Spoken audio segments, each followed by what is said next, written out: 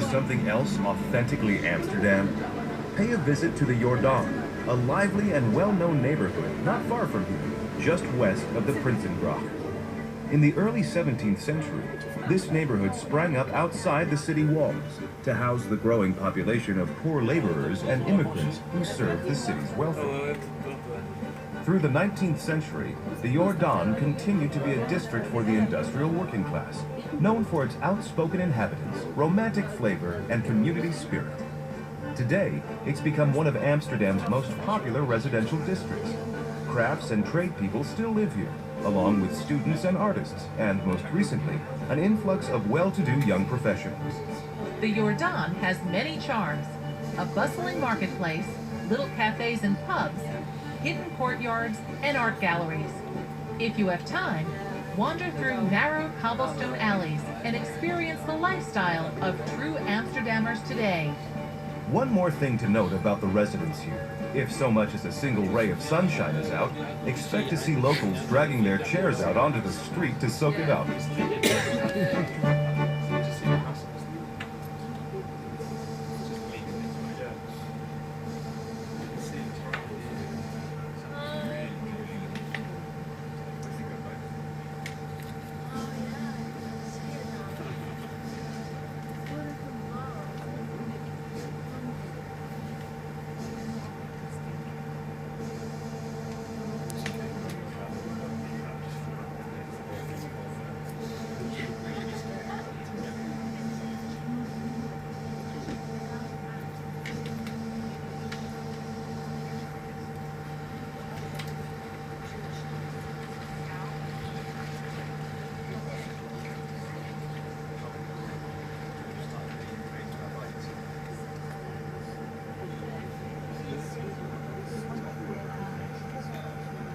Black buildings, brown buildings, nice.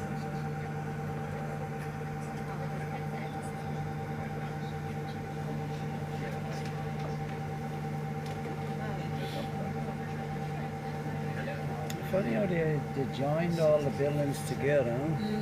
No spaces, nothing.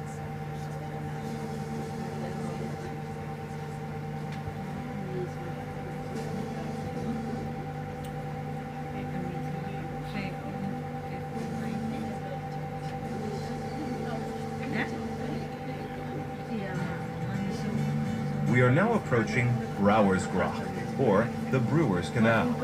This canal was part of the city's 17th century expansion. It connects the three main canals, the Herengracht, the Keizersgracht, and the Prinsengracht, and used to form the northwest border of the city. With its arched bridges, many houseboats, and beautiful architecture, it's now one of the most picturesque waterways in the city.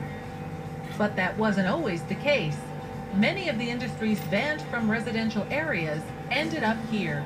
That included the smelly ones, like leather and whale oil processing.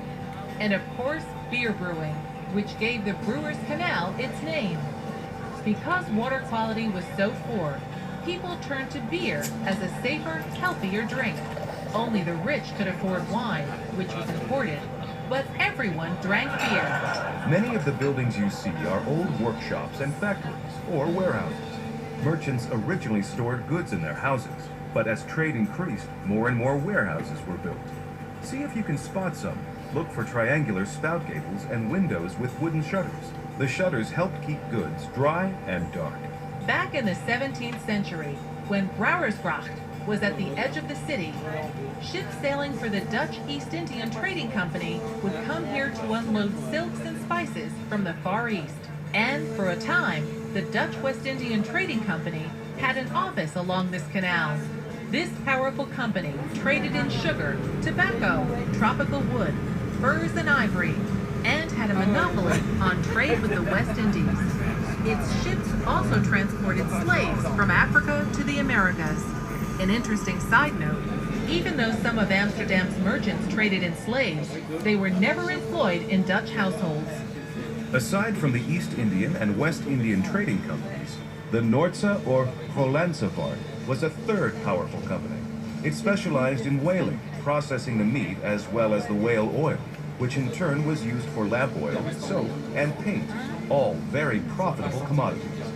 Today, the harbor bustle has moved elsewhere.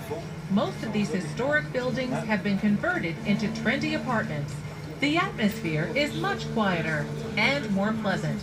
And luckily, the canal water is much cleaner than it used to be. It's now filled with a number of creatures, including fish and crabs. Several types of water birds are also happy to make these waters their home. Bye.